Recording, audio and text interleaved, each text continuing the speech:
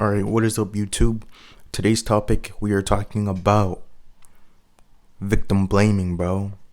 So, this is something that's been on my mind and something I want to bring up to the surface because the truth needs to be told, all right?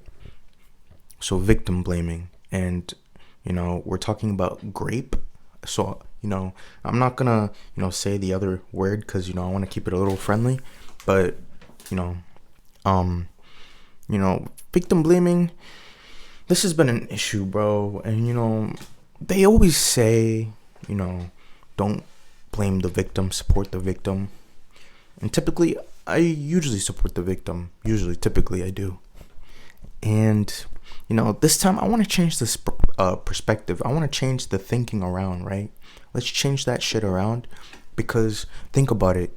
If a female, bro, if she drinks her brains out, gets drunker than a skunk, bro, and is not able to control her conscious mind and her actions, and a predator, because typically we do, it's usually the predator's fault, typically, right? And we blame the predator, right? The predator I was talking about takes advantage of that female who has no control of her actions, or her thoughts are just loopy. They're loopy in her head, right? Who are we going to blame? We usually always blame the predator, but now I want to bring the truth to the surface. Why don't we put part of the blame on the victim? Why not? Because there are people out here who drink irresponsibly, right? Who drink to the point where they can't handle it and are not able to function properly and get taken advantage of. And then they say, "Oh, don't blame the victim." Why not? Is it not the victim's fault? So if a person, right? If a person drinks to the point till they get, alcohol poisoning, who are we going to blame? The alcohol or the person? Obviously the person, right?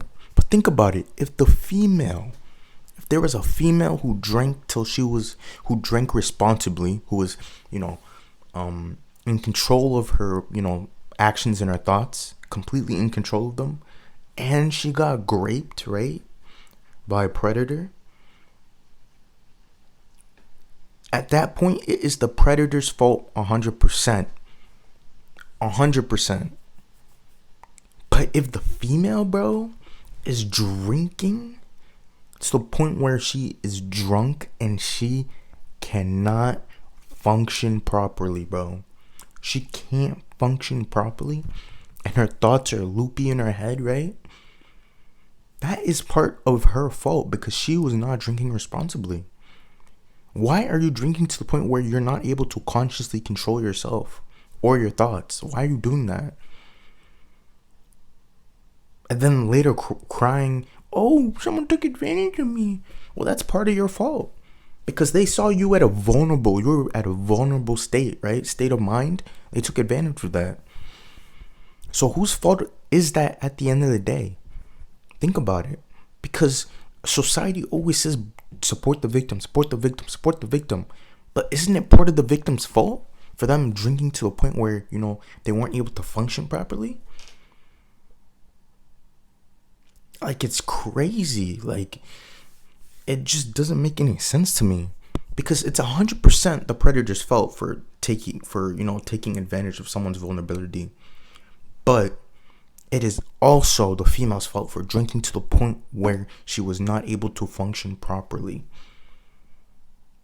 or have control over her thoughts and her actions. But on the other hand, guys, listen. If the female, if she, for an example, drank responsibly and she wasn't drunker than a skunk, but, she was, in control of her actions and in control of her mind, then at that point, it's 100% the predator's fault, But this is something that is, this is something that's people talk about a lot, bro. It's brought up so much that it's always support the victim.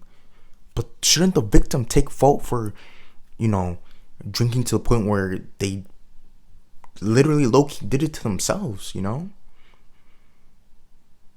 which honestly, it kind of doesn't make any sense to me. But this is something I wanted to bring up because it's not really talked about. They don't really talk about this. So I'm not a person who typically victim shames, but sometimes the victim needs to take responsibility for part of their own action,